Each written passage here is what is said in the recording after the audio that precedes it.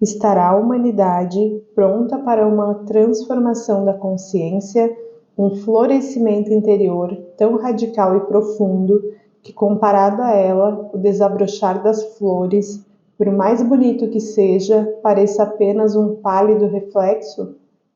Seremos capazes de perder a densidade das nossas estruturas mentais condicionadas e nos tornar como cristais ou pedras preciosas, isto é, transparentes à luz da consciência? Conseguiremos desafiar a atração gravitacional do materialismo e da materialidade e permanecer acima da identificação com a forma, que mantém o ego imóvel e nos condena à prisão dentro da nossa personalidade? A possibilidade de ocorrer uma transformação desse tipo tem sido a essência dos ensinamentos de grande sabedoria da humanidade. E é sobre isso que iremos nos aprofundar nesse vídeo de hoje. Então pegue o seu café e vamos juntos aumentar o nosso nível de consciência. Seja bem-vindo a mais um resumo inteligente. Contemplar a beleza de uma flor poderia despertar os seres humanos, ainda que por um breve momento, para a beleza que constitui uma parte essencial do seu próprio ser, mais profundo, sua verdadeira natureza. O início do reconhecimento da beleza foi um dos acontecimentos mais significativos na evolução da consciência da nossa espécie. Os sentimentos de alegria e amor estão ligados de modo intrínseco a isso. Sem que percebêssemos inteiramente, as flores tornam-se uma expressão em termos de forma daquilo que é mais valioso, mais sagrado e, em última análise, informe dentro de nós. Elas não só exalam um perfume suave e agradável aos seres humanos, como elas emanam a fragrância da esfera espiritual. No caso de uma flor, de uma ave, de um cristal ou de uma pedra preciosa, até mesmo uma pessoa com pouca ou nenhuma presença pode perceber que essas formas contêm algo mais do que uma mera existência física, sem, no entanto, saber que essa é a razão pela qual possui sentimentos de atração e afinidade em relação a elas. Por causa da sua natureza etérea,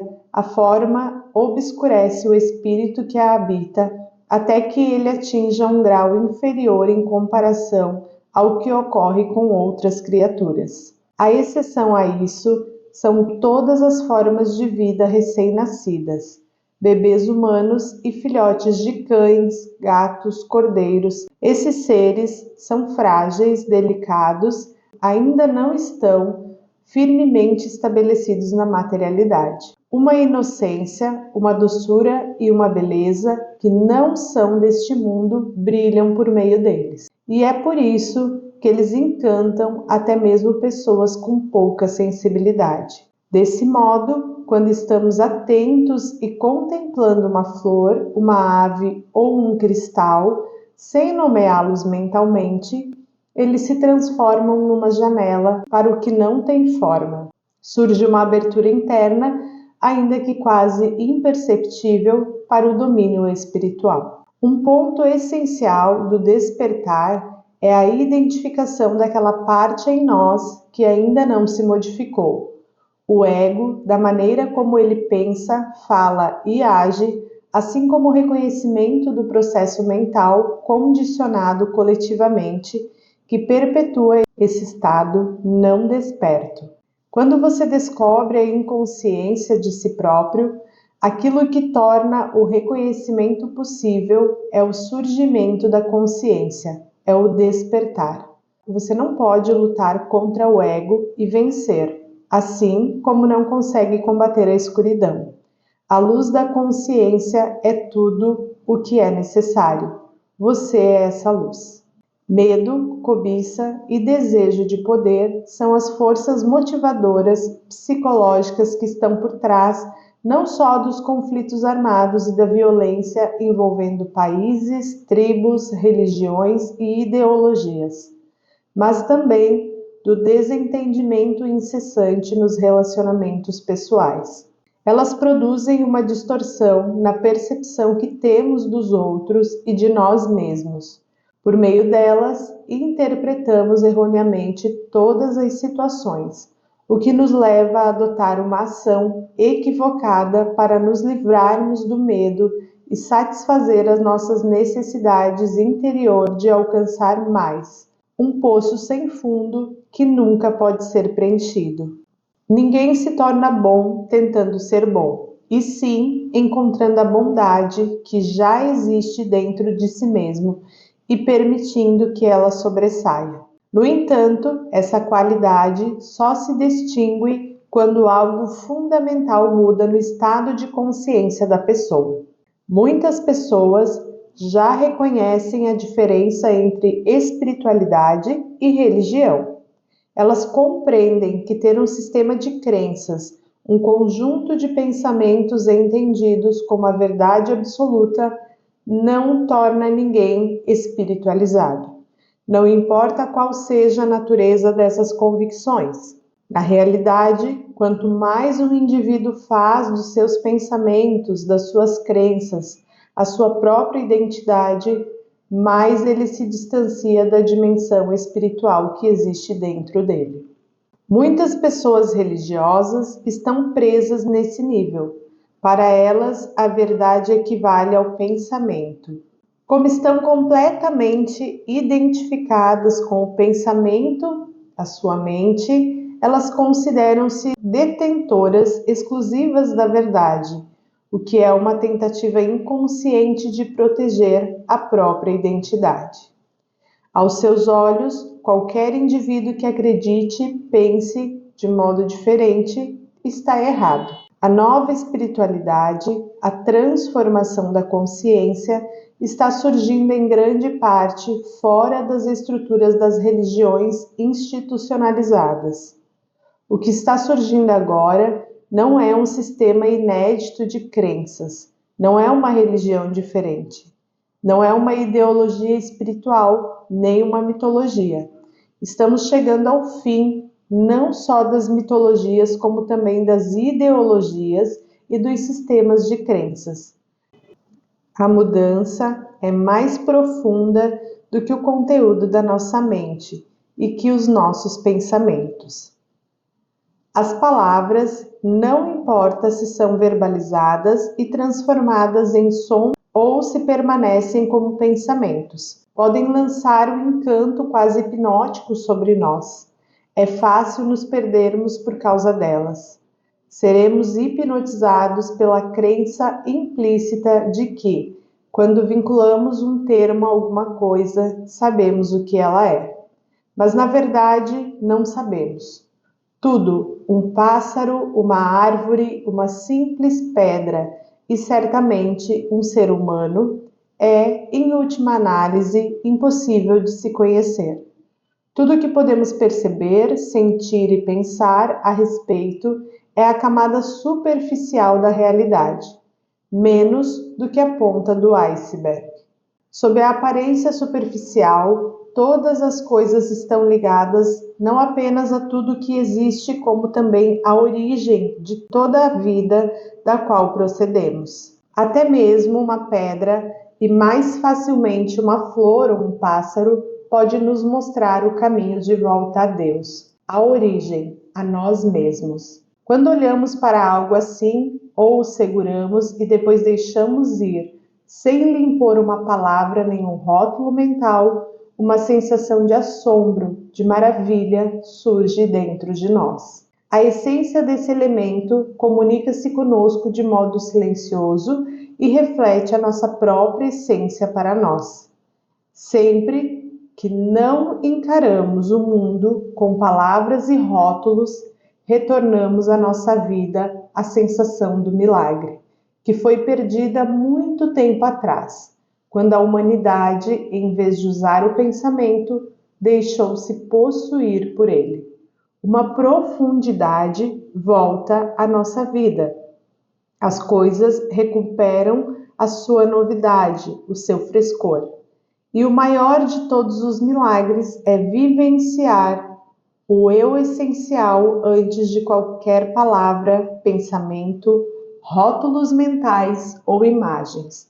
Para que isso aconteça, precisamos desvincular a nossa percepção do eu, da existência de todas as coisas que se misturam ou se identificaram com ele.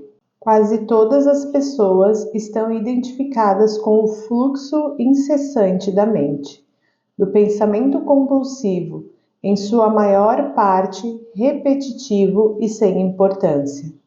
Não existe nenhum eu fora dos seus processos de pensamentos e das emoções que os acompanham. E é esse o significado de ser espiritualmente inconsciente. Quando informadas de que existe uma voz na sua cabeça que nunca para de falar, as pessoas costumam ter duas reações. Ou perguntam, que voz?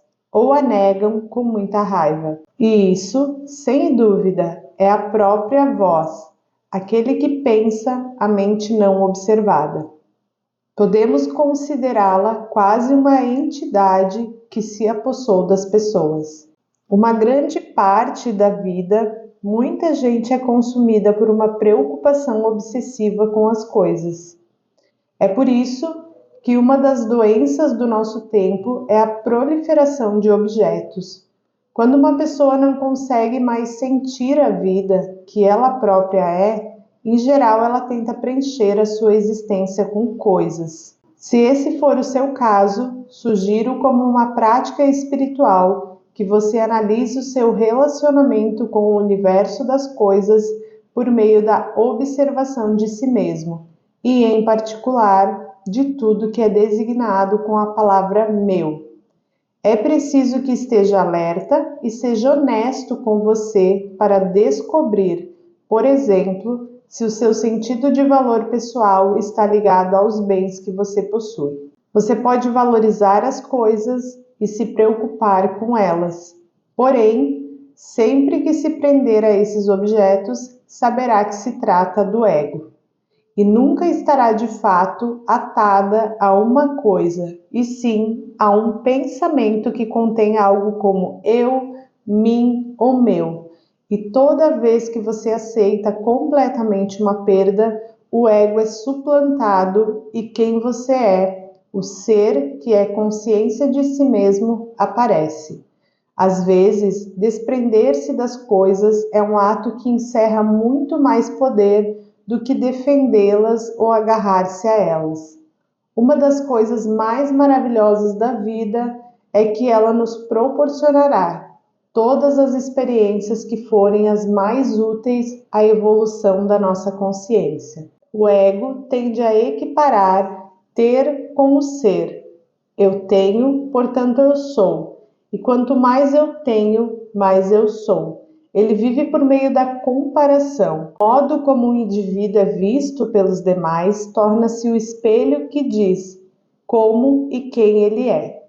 O ego se identifica com possuir, mas a sua satisfação com isso é de certa forma superficial e passageira.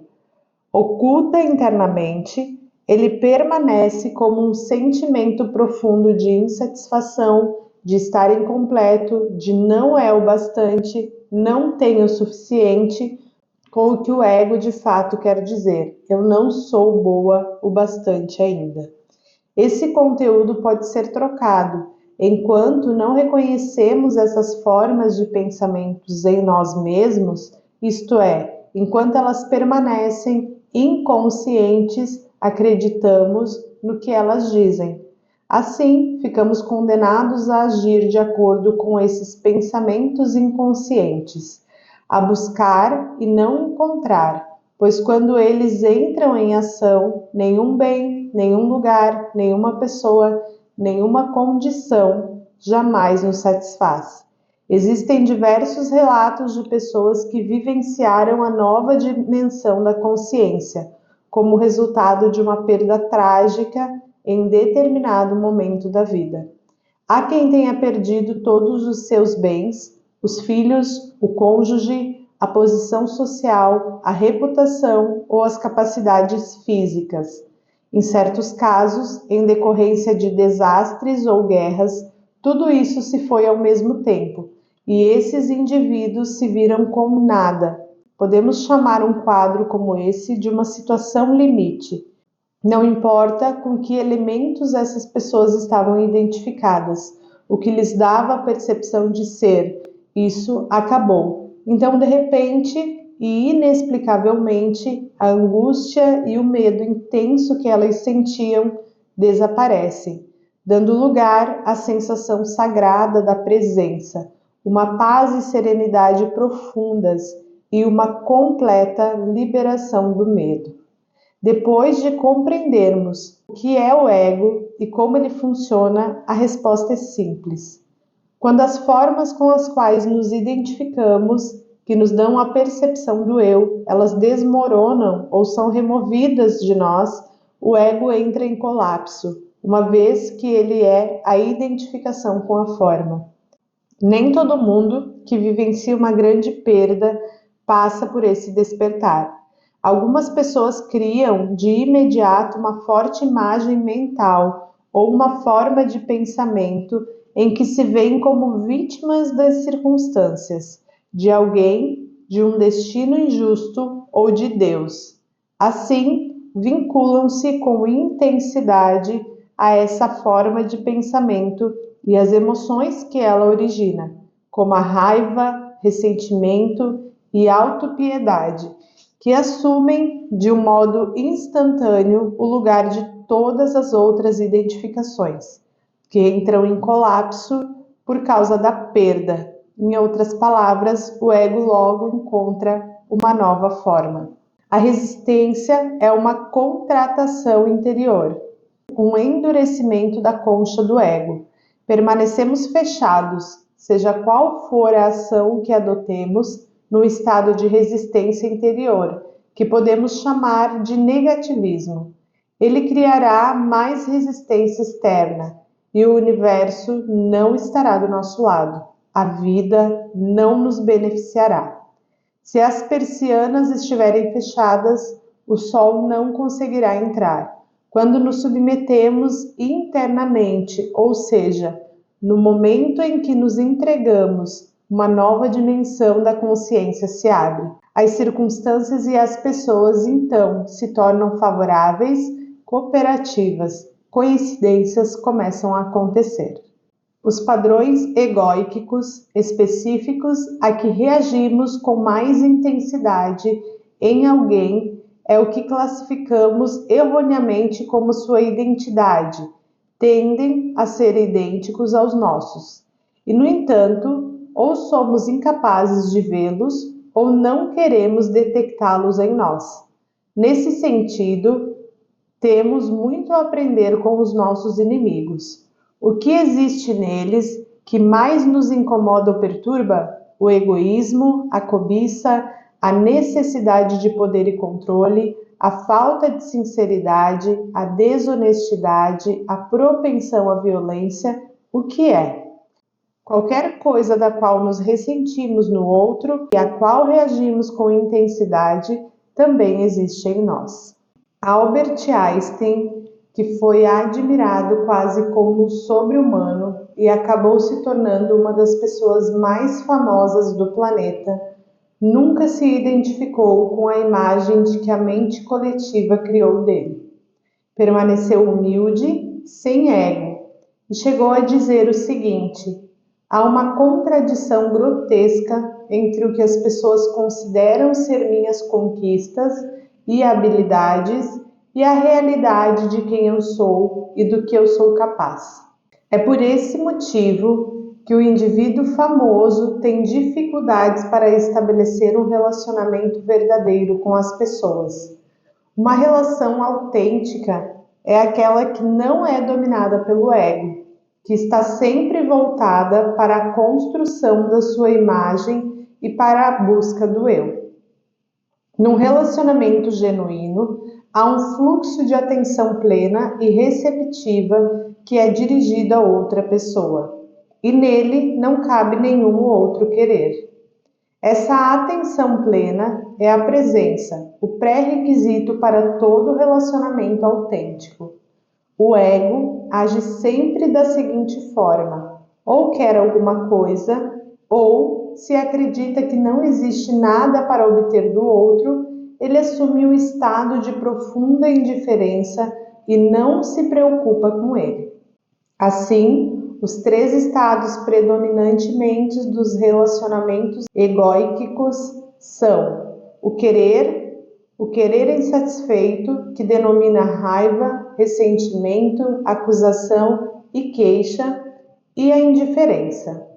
Na maior parte das vezes, aquilo que costumamos chamar de apaixonar-se é uma intensificação do desejo e da necessidade do ego. Ficamos viciados na outra pessoa ou na sua imagem. Isso não tem nada a ver com o verdadeiro amor, que implica não querer nada. Se estivermos despertos o bastante, conscientes o suficiente para sermos capazes de observar como interagimos com as pessoas, conseguiremos detectar mudanças sutis na sua fala, na sua atitude e no seu comportamento, dependendo do indivíduo com quem estivermos em contato.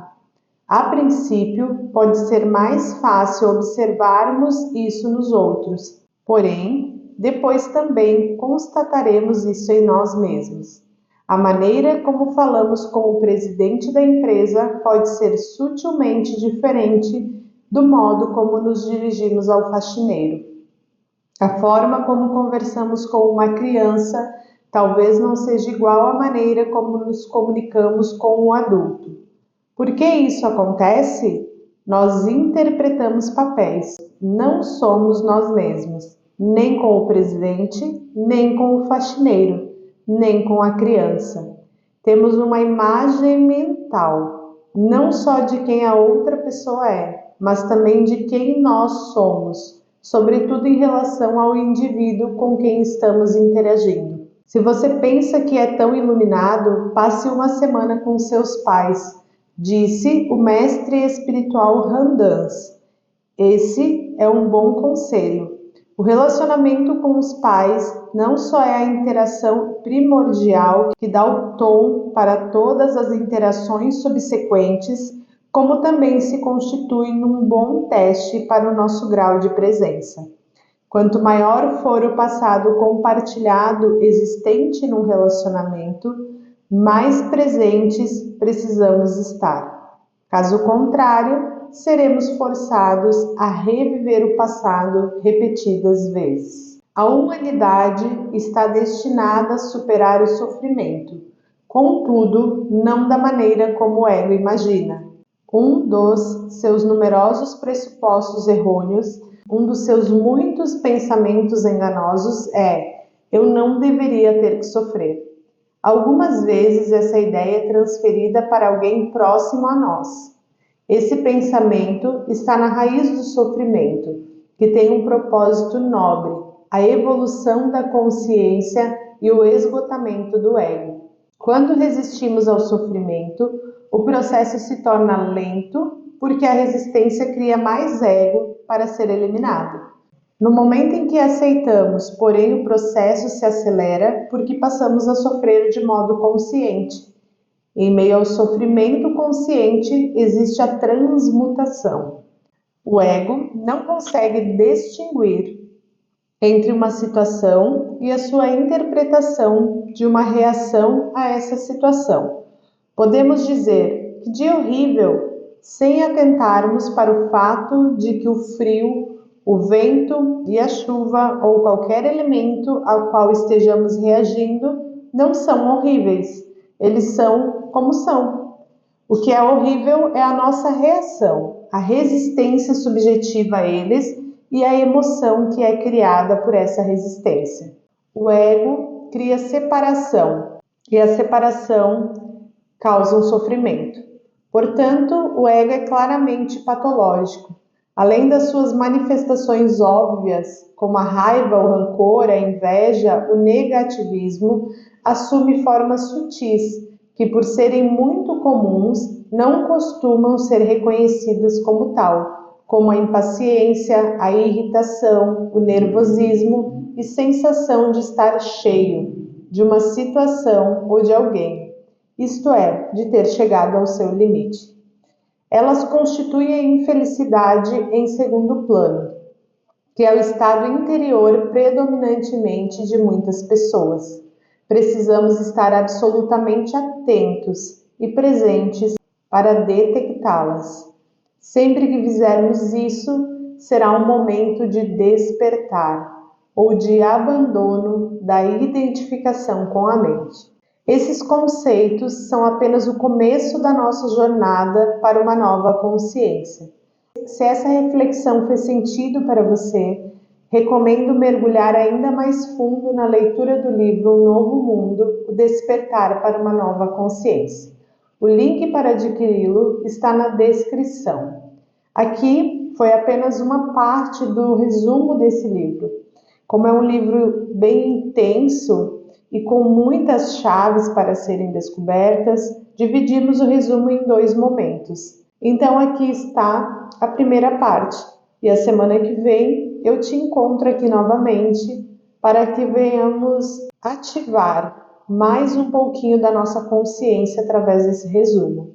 Um grande abraço e eu te vejo no próximo vídeo.